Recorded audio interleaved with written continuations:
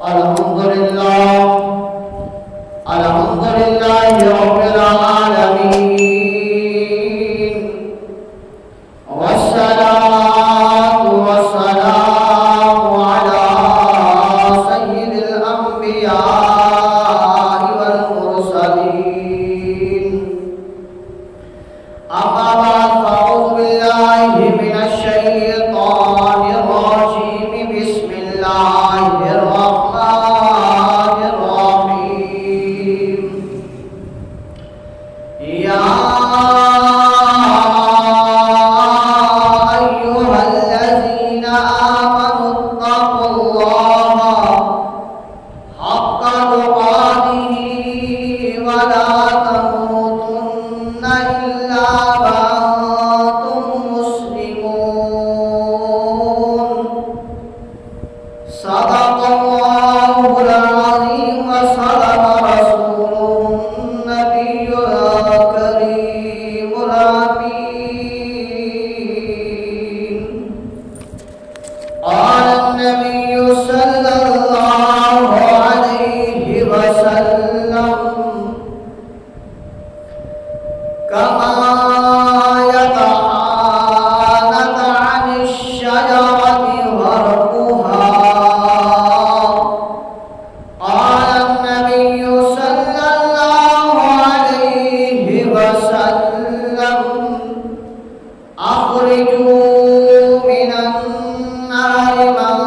ذكرني يوما أو خافني في مقام سبحان ربك رب العزة عما يصفون وسلام على المرسلين والحمد لله رب العالمين اللهم رب اشرح لي صدري ويسر لي أمري واحلل عقدة من لساني يفقهوا قولي اللهم رب زدني علما نافعا اللهم رب زدني علما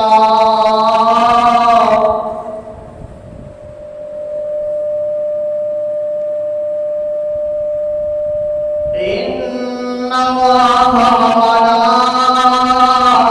وملائكته يصلون على النبي يا أيها الذين آمنوا صلوا عليه وسلموا تسليما اللهم صل وسلم على سيدنا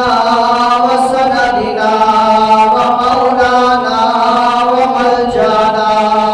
ومأوانا نبينا محمد صلى الله عليه وسلم الصلاة والسلام عليك يا سيدي يا رسول الله الصلاة والسلام عليك يا سيدي يا حبيب الله لقد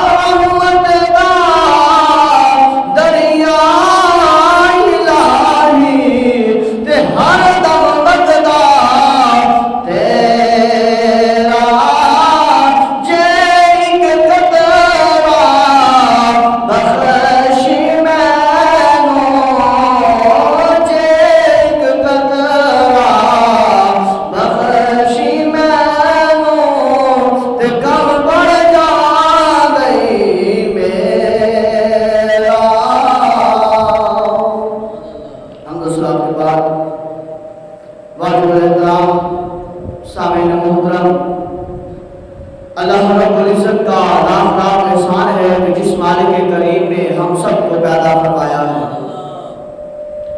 محبوب علیہ السلام کی ذات اقدس مبارکہ پر بے حد درود و سلام ہے کہ مالک کریم نے محبوب علیہ السلام کے صدقے ہم سب کو پیدا فرمایا ہے۔ اور اس کے بعد لاکھوں کروڑ انگنت درود و سلام ان ہستیوں پر جنہوں نے اپنا مال، اپنی جان، اپنی اولاد، اپنا سب کچھ دین اسلام پر قربان کر دیا۔ اب آپ اسی وقت اللہ تبارک و تعالیٰ کی پاک بارگاہ میں دعا ہے کہ مالک لم یزل ہم سب کو حق سچ سننے کی، پڑھنے کی، سمجھنے کی اور اس پر عمل کرنے کی توفیق عطا فرمائے۔ اللہ تبارک و تعالیٰ اپنے عظمت والے قرآن پاک میں ارشاد فرماتا ہے، یا ایھا الذین آمنوا اتقوا اللہ حق تقاتہ ولا تموتن الا وانتم مسلمون۔ مالک کریم ارشاد فرماتا ہے، اے ایمان والو اللہ سے ڈرو، اے ایمان والو اللہ سے ڈرو جیسے اس سے ڈرنے کا حق ہے، اور ہرگز نہ مرنا مگر مسلمان۔ یعنی سبحان اللہ، کیا فرمایا؟ اے ایمان والو اللہ سے ڈرو ایسے جیسے ڈرنے کا حق ہے، اور ہرگز نہ مرنا مگر مسلمان۔ اب آپ اسی وقت آج اگر ہم اپنے اعمالوں کا محاسبہ کریں، اپنے گریبان میں جا کے، کیا ہم ایسے ڈرتے ہیں جیسے ڈرنے کا حق ہے؟ کیا ہم خوف خدا ایسا رکھتے ہیں جس طرح خوف خدا رکھنے کا حق ہے؟ کیا ہم اللہ رب العزت کے خوف سے، ڈر سے ہمارے جسم کے اوپر لرزہ تاری ہوتا ہے؟ کیا گناہ کرتے ہوئے ہمارے جسم کانپتے ہیں؟ کیا جھوٹ بولتے ہوئے ہماری زبانیں کانپتی ہے؟ کیا کسی کی ریاکاری کرتے ہوئے، غیبت کرتے ہوئے اور محبوب علیہ السلام کی نافرمانی کرتے ہوئے کیا ہماری زبان کانپتی ہے؟ اللہ اکبر، نہیں۔ اے ایمان والو، خوف خدا وہ نیک اور مقبول عمل ہے کہ جس دل میں پیدا ہو جاتا ہے وہ دل نیکی اور تقوی کا مرکز بن جاتا ہے، اور وہ شخص ہر قسم کے گناہوں سے، برائیوں سے محفوظ ہو جاتا ہے۔ اور یہ خوف خدا کا نتیجہ ہے۔ جب بندے کے دل میں خوف خدا پیدا ہو جاتا ہے تو اس کے نتیجے میں جسم کے تمام اعضاء یعنی آنکھ، کان، زبان، ہاتھ، دل، دماغ سب کے سب نیک نظر آنے لگتے ہیں اور اچھے کاموں میں مشغول نظر آتے ہیں۔ یہ خوف خدا کی برکات ہے۔ کہتے ہیں سبحان اللہ، یہ خوف خدا کی برکات ہے کہ آنکھ برائی نہیں دیکھتی بلکہ اچھائی اور خوبی کو دیکھتی ہے۔ اللہ اکبر، دل و دماغ برا نہیں سوچتے بلکہ اچھا اور احسن سوچتے ہیں۔ اللہ اکبر، ہاتھ اور پاؤں برائی کی طرف نہیں چلتے بلکہ حق اور سچ کے راستے پر چلتے ہوئے نظر آتے ہیں۔ اب آپ اسی وقت ہمارا آج جب کا جو موضوع ہے وہ یہی ہے کہ خوف خدا، خوف خدا دل میں ہونا چاہیے، خوف خدا دل میں پیدا کرنا چاہیے۔ اگر جس کے دل میں خوف خدا پیدا ہو جاتا ہے، جس کے دل میں اللہ کا خوف آ جاتا ہے، اللہ کا ڈر بیٹھ جاتا ہے، پھر وہ متقی و پرہیزگار بن جایا کرتا ہے۔ کہتے ہیں سبحان اللہ، وہ پھر متقی و پرہیزگار بن جایا کرتا ہے، اور وہ اللہ کے ہاں مقبول بندہ بن جاتا ہے، اللہ کے ہاں وہ محبوب بندہ بن جاتا ہے، اللہ کے ہاں وہ پسندیدہ بندہ بن جاتا ہے، اللہ کے ہاں وہ پیارا بن جاتا ہے۔ کون کو؟ جو بندہ خوف خدا رکھتا ہے، جو بندہ دل میں خوف خدا رکھتا ہے، جس کا دل خوف خدا کی وجہ سے لرزتا ہے، جس کے دل دل پر خوف خدا کی وجہ سے جسم پر کبھی تاری ہو جاتی ہے کہ ہائے اگر میں یہ گناہ کروں میرا مالک دیکھ رہا ہے، میرا خدا دیکھ رہا ہے، وہ خالق کائنات دیکھ رہا ہے، وہ رازق دیکھ رہا ہے، وہ کل مختار دیکھ رہا ہے، وہ مالک کائنات دیکھ رہا ہے، وہ خالق کائنات دیکھ رہا ہے، وہ رب ذوالجلال دیکھ رہا ہے کہ جس نے مجھے پیدا فرمایا ہے، جس نے یہ کائنات کو پیدا فرمایا ہے، جو مجھے صبح بھی کھانا دیتا ہے، شام کو بھی کھانا دیتا ہے، دوپہر کو بھی کھانا دیتا ہے، پینے کے لیے اچھا مشروب مہیا فرماتا ہے، سانس لینے کے لیے آکسیجن مہیا فرماتا ہے، جس نے میرے لیے طرح طرح کی نعمتوں کو مالک کریم نے اجاگر فرمایا ہے، وہ خدا دیکھ رہا ہے۔ یعنی سبحان اللہ، وہ خدا دیکھ رہا ہے، وہ خدا دیکھ رہا ہے، اللہ اکبر، وہ خدا دیکھ رہا ہے جس نے پیدا کیا ہے۔ اگر میں یہ گناہ کرتا ہوں تو پھر کیا ہوگا، مجھے سزا ملے گی، میرا خدا دیکھ رہا ہے۔ اللہ فرماتا ہے جو بندہ میرے خوف کی وجہ سے، میرے ڈر کی وجہ سے، میرے عذاب کے خوف کی وجہ سے، میرے عدل کے خوف کی وجہ سے، میرے جبار ہونے کی وجہ سے، میرے قہار ہونے کی وجہ سے، اللہ فرماتا ہے جو بندہ ڈر جاتا ہے اور لرز جاتا ہے، اس کے جسم پر کبھی تاری ہو جاتی ہے، وہ گناہوں سے باز آ جاتا ہے، تو مالک کریم فرماتا ہے وَلِمَنْ خَافَ مَقَامَ رَبِّهِ جَنَّتَانِ۔ کیا دل سبحان اللہ، جو بندہ ڈر جاتا ہے، خوف آ جاتا ہے، جس کا جسم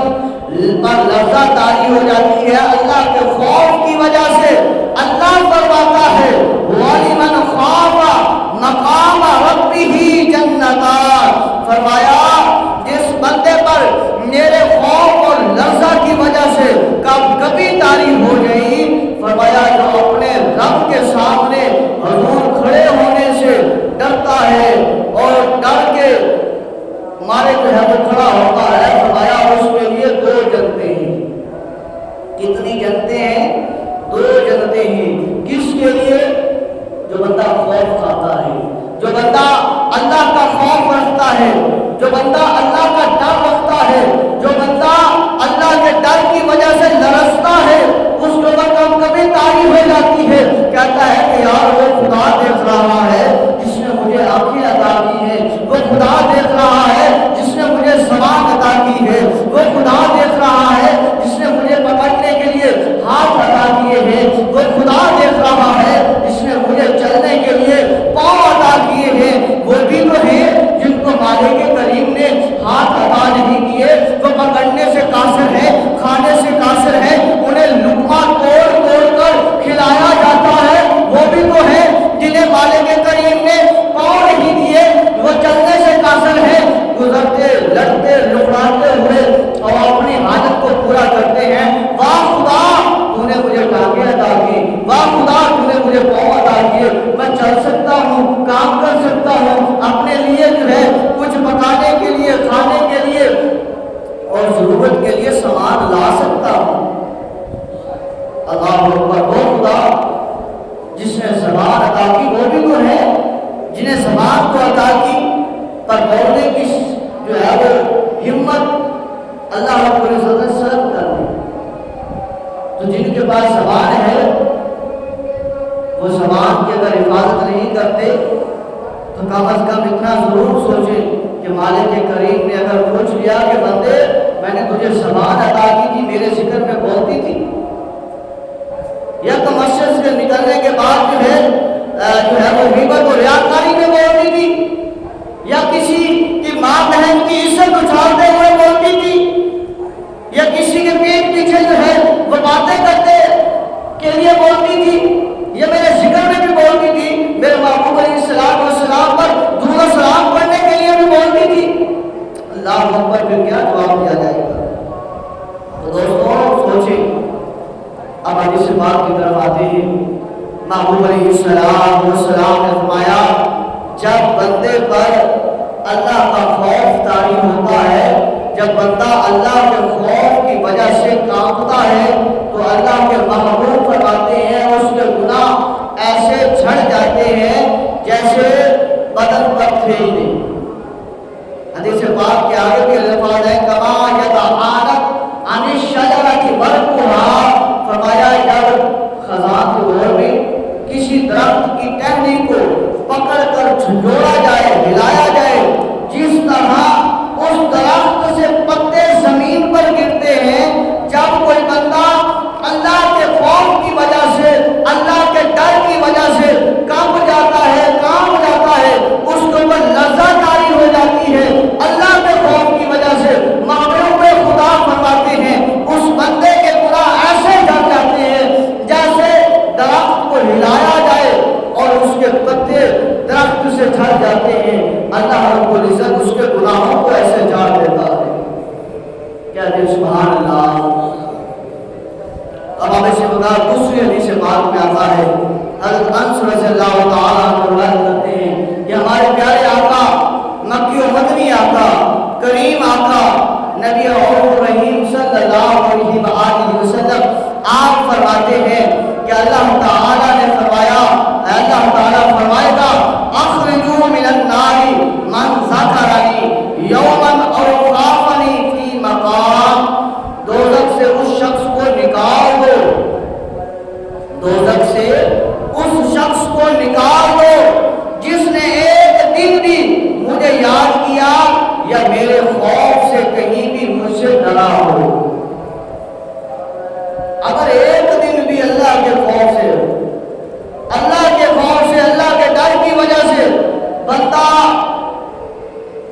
ڈر جاتا ہے، لرز جاتا ہے، اس کے رونگٹے کھڑے ہو جاتے ہیں، تو محبوب خدا سے فرماتے ہیں اللہ تعالیٰ کل قیامت کے دن فرمائے گا فرشتوں اس بندے کو نکال دو جہنم سے جس بندے نے ایک دن بھی میرے خوف کی وجہ سے وہ رویا ہے، اس کی آنکھوں سے آنسو آئے ہیں یا اس کے جسم پر غم کبھی تاری ہوئی ہے۔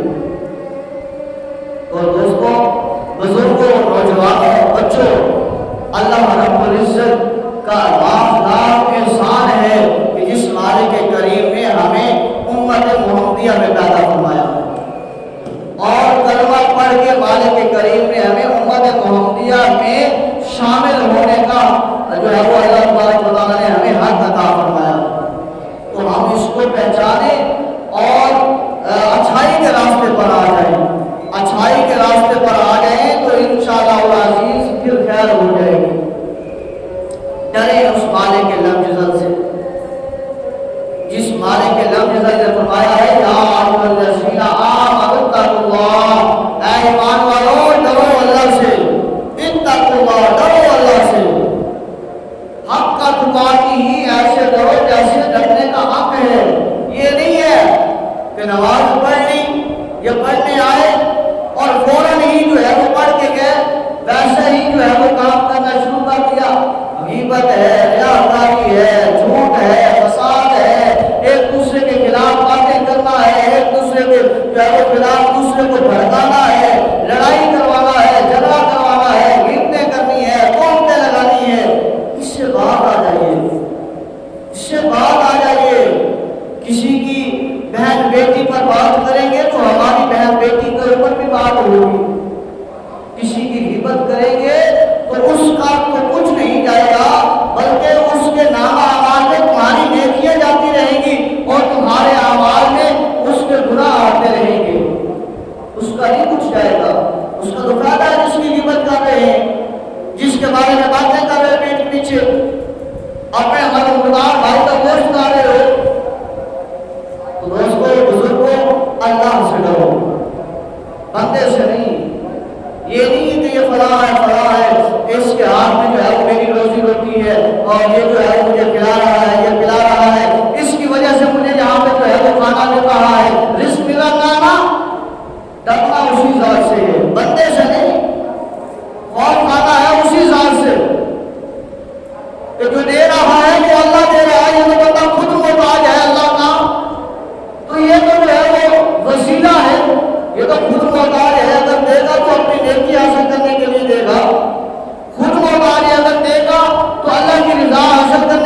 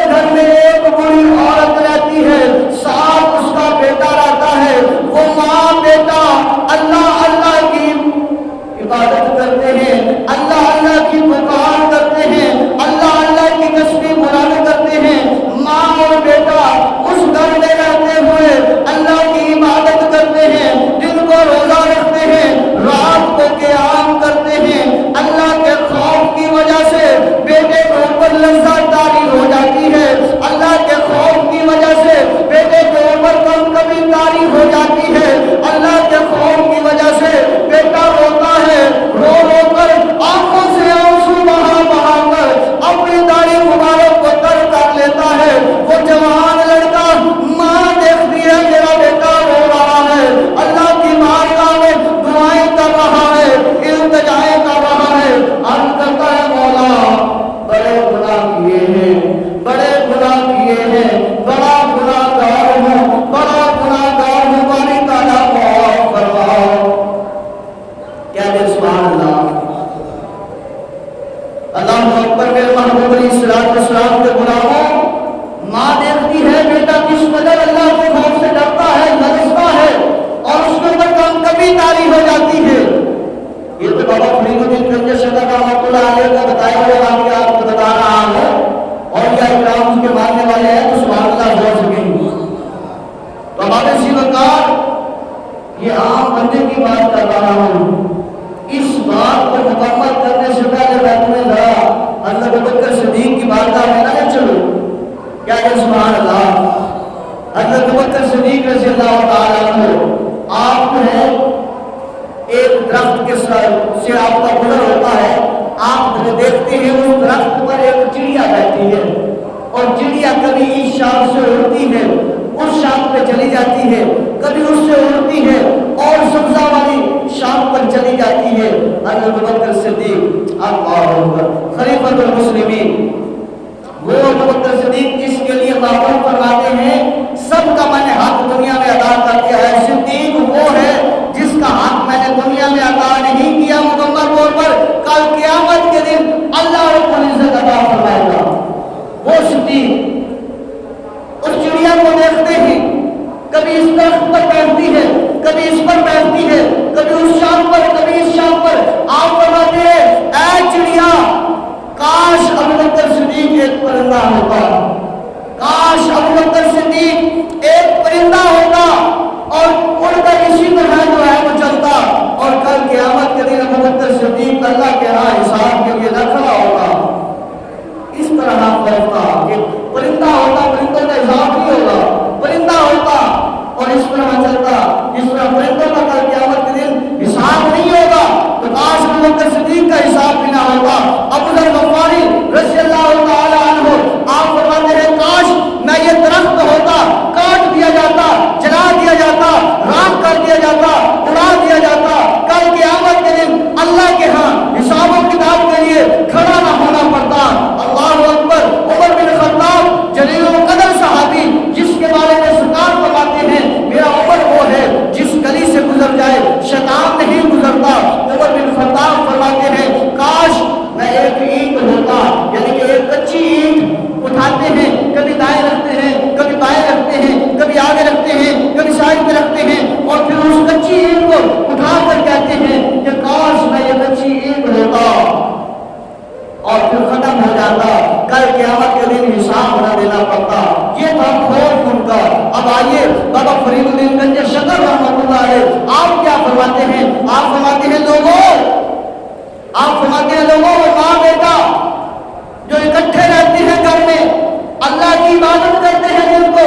اور رات کو قیام کرتے ہیں، دن کو روزہ رکھتے ہیں، رات کو قرآن پاک کی تلاوت کرتے ہیں، رات بھی ذکر میں گزار دی، صبح میں روزہ رکھ کے گزارا، کیا ہوتا ہے؟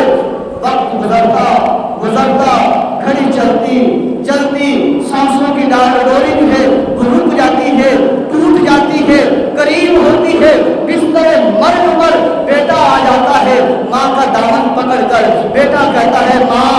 ماں آج تیرے سے تیرا بیٹا کچھ مانگنا چاہتا ہے۔ ماں کتنی محبت کرنے والی ہے، کہنا سبحان اللہ۔ ماں کتنی محبت کرتی ہے، ماں کہتی ہے بیٹا کیا مانگنا چاہتا ہے؟ ماں تجھ پر قربان ہو جائے، بیٹا بتا کیا مانگنا چاہتا ہے؟ ماں سے کہتا ہے بیٹا ماں تیرے سے 3 وعدے لینا چاہتا ہوں۔ ماں کہتی ہے بیٹا اگر تو میرے سے جان مانگے تو میں تجھ پر اپنی جان کو نچھاور کر دوں۔ بیٹا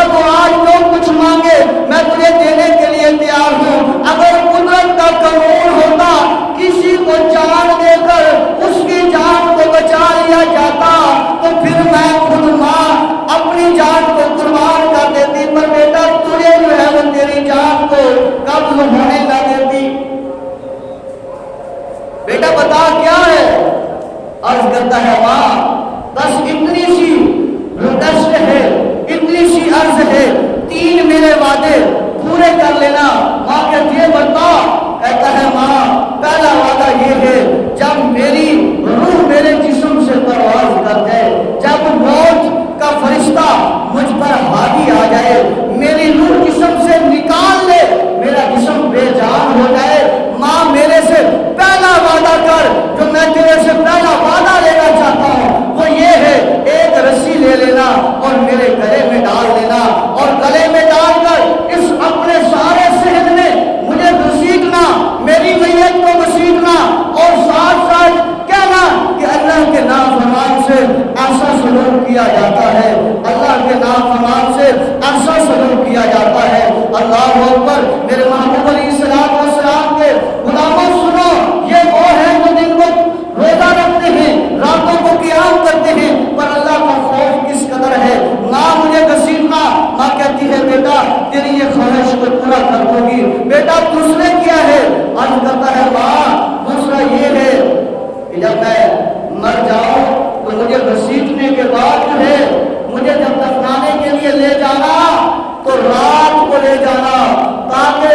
کسی کو خبر نہ ہو، کوئی یہ نہ کہے کہ یہ اللہ کا نافرمان جا رہا ہے، یہ اللہ کا بے خوف دوڑا جا رہا ہے۔ اللہ اکبر۔ ماں کہتی ہے بیٹا یہ تیری بات کو بھی پورا کر لیا جائے گا، بیٹا بتا تیسری خواہش کیا ہے؟ بیٹا عرض کرتا ہے ماں تیسری خواہش میری یہ ہے کہ جب مجھے دفنا دینا اس کے بعد سارے لوٹ جائیں، سارے چلے جائیں، کوئی وہاں پر نہ رہے، ماں ایک تو وہاں پر رہنا۔ بیٹا وہاں پر میں رہ کر کیا کروں گی؟ ماں میری عرض یہ ہے کہ وہ میری قبر جو ہوگی میرے قبر کے اوپر چڑھ کے کھڑی ہو جانا، تیرے قدموں کی برکت کی وجہ سے ہو سکتا ہے اللہ کی رحمت جوش مارے اور میرے گناہوں کو معاف فرما دے۔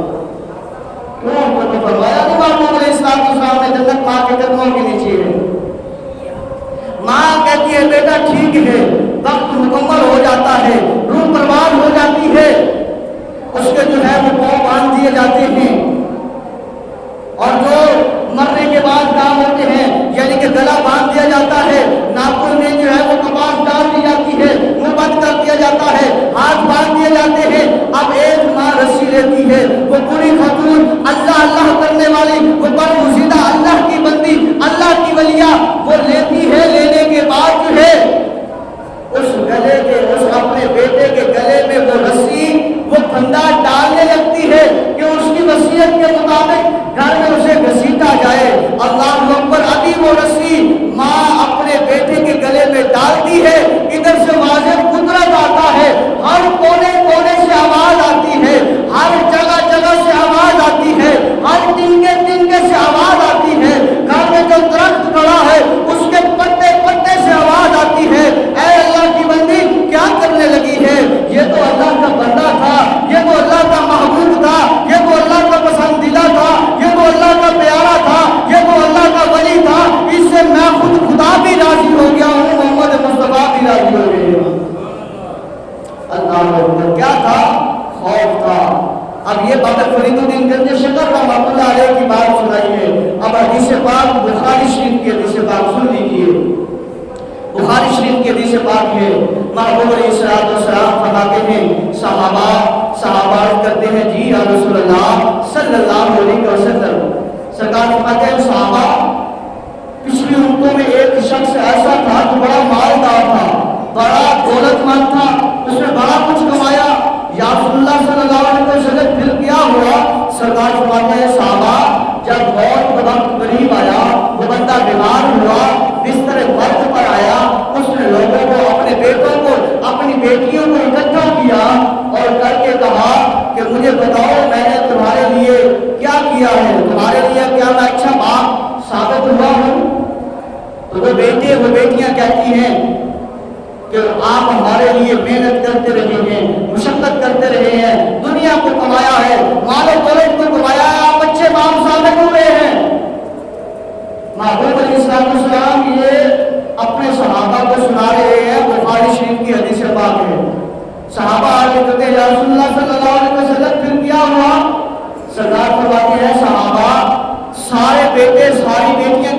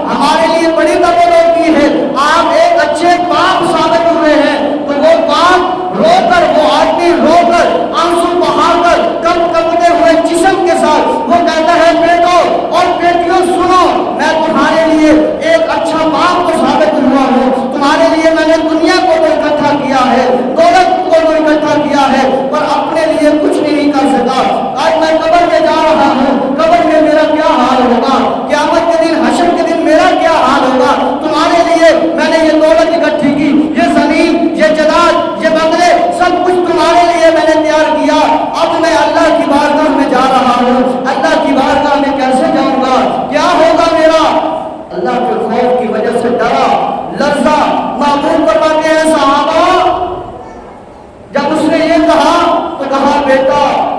اور بیٹی، بیٹوں اور بیٹیوں کو کہا سنو میری وصیت ہے اس پر عمل کرنا، میری وصیت ہے اس پر عمل کرنا۔ کہا بابا جان آپ نے دنیا میں رہ کر ہماری آرائشوں کے لیے بہت کچھ کیا ہے، ہم آپ کی کیوں نہیں خواہش کو پورا کریں گے؟ کہا میری یہ خواہش ہے، میری یہ وصیت ہے، جب میں مر جاؤں تو لکڑیوں کو جمع کرنا اور پھر میری لاش کو، میرے جسم کو اس میں رکھ دینا، جلا دینا، جب جل جائے کوئلہ بن جائے اور اس راکھ کو اکٹھا کر لینا، اور جو ہڈیاں نہ جلیں ان ہڈیوں کو پیس لینا، پیس کر اس کی بھی راکھ بنا لینا۔ پھر کیا کرنا، جب اندھیری آئے، تیز ہوا چلے، تیز ہوا چلے، اس وقت اسے جو ہے وہ صحرا میں لے جا کر اس میری مٹی کو یا میری اس سوا کو اڑا دینا۔ کہا بابا جان یہ ضرور کر دیں گے۔ تو سرکار فرماتے ہیں صحابہ وقت گزرتا گیا، وہ بندہ مر گیا، مرنے کے بعد اس کے ورثاء بیٹے اور بیٹیوں نے ایسے ہی کیا، اسے جلایا، راکھ بنایا، پیسا، اور پیس کر جب تیز اندھیری آئی اس میں اڑا دیا۔ تو وہ مالک کریم ان اللہ علی کل شیء قدیر کو دیکھ رہا ہے، جو رات کو، اندھیری رات کو اس غار میں، غار کے کالے پتھر پر چلتی ہوئی کیڑی کی وہ لائن کو بھی دیکھ رہا ہے، اس کے چلنے کی وجہ سے جو آہٹ پیدا ہوتی ہے، جو کریم اللہ وہ سن بھی رہا ہے، وہ کریم اللہ ان بچوں کا معاملہ دیکھ رہا ہے۔ اللہ فرماتا ہے فرشتوں جاؤ اس کے سارے زکات کو اکٹھا کرو، اکٹھا کر لیا جاتا ہے۔ اللہ حکم فرماتا ہے کن ہو جا، وہ دوبارہ زندہ ہو جاتا ہے۔ اللہ فرماتا ہے بندے مجھے بتا تو صحیح نا، یہ اپنے آپ کے اوپر تم نے اس قدر ظلم کیوں کروایا ہے، اپنی راہ جسم کی کیوں کروائی ہے اور ہوا میں اپنے آپ کو کیوں بکھیر دیا ہے؟ وہ بندہ نگاہوں کو چھپا کر پھر ادب کے ساتھ کھڑا ہے، لرزتا ہے، کانپتا ہے، آنکھوں سے آنسو جاری ہو جاتے ہیں کہ باری تعالیٰ تیرے ڈر کی وجہ سے، تیرے خوف کی وجہ سے کہ تیرا سامنا کیسا کروں گا، ساری زندگی دنیا کمانے میں لگ گئی، باری تعالیٰ تیرا خوف پیدا ہو گیا تھا اس لیے ایسا میں نے کیا ہے۔ سرکار فرماتے ہیں اللہ اس بندے کے ایسے عمل کی وجہ سے اللہ فرماتا ہے فرشتوں گواہ ہو جاؤ، اس بندے نے میرے خوف کی وجہ سے اپنا یہ حال کر دیا ہے، میری رحمت گوارا نہیں کرتی اسے میں جہنم میں ڈالوں، لہذا میری رحمت گوارا یہی کرتی ہے